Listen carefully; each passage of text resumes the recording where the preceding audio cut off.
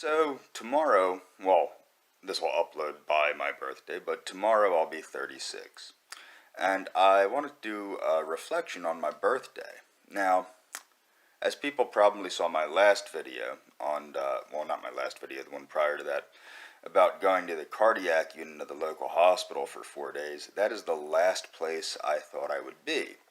So I'm going to be shifting gears with this channel toward more of a damnation of the medical establishment in the United States. What happened primarily is over the years, I have mental health diagnoses, PTSD, obsessive compulsive disorder, old intermittent explosive disorder. Basically, I'm a type A of a type A personality. So regardless of my diet and my perfect blood work and everything like that, I basically have had arrhythmia issues for quite some time that actually, and the sad thing is I started believing what I was told. You know, these are mental health things, and I just have to live with it because I used to take the mental health drugs, and the mental health drugs did nothing for any of this. So I assumed, maybe mental health drugs just aren't right for me, and I don't think mental health drugs are right for anybody, and I do think people should check out Dr. Bregan's channel, and I'm going to leave a link to that. My point is what I'm reflecting on.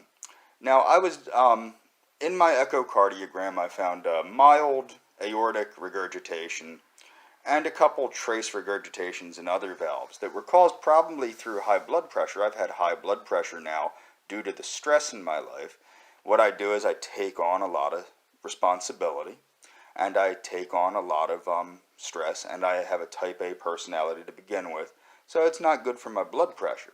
But I had always assumed that this was, somehow related to my own personal outlooks, and that this was just something I'd have to learn to deal with on my own. So I'm shifting gears toward, not to the damnation of the medical establishment in the sense that I'm some kind of holistic kook, although I am into holistic medicine in the sense that I believe the whole being must be treated. I'm not an alternative nut job that believes in, like, rainwater and stuff like that.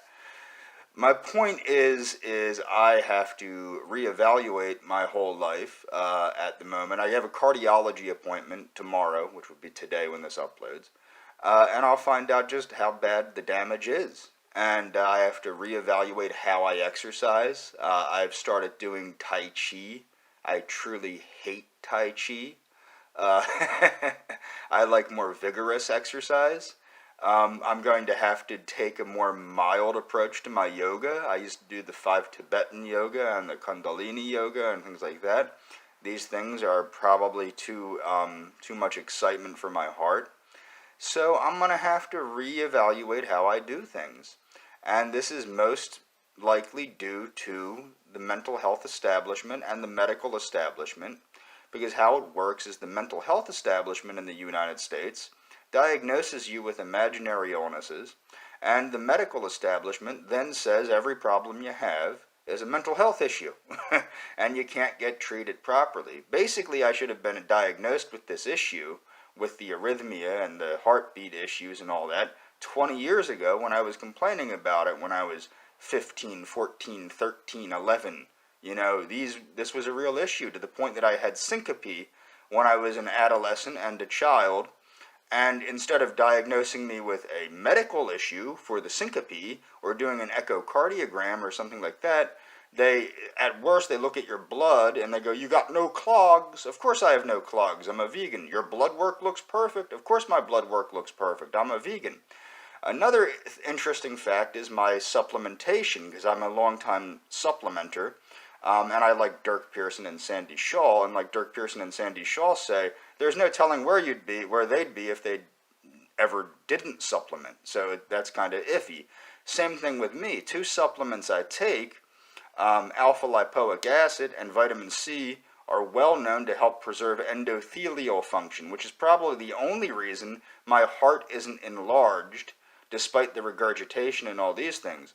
So the issue is, where would I be if I hadn't supplemented? I also had to cut caffeine out of my diet. I only have a cup of tea a day instead of my 7 cups of tea.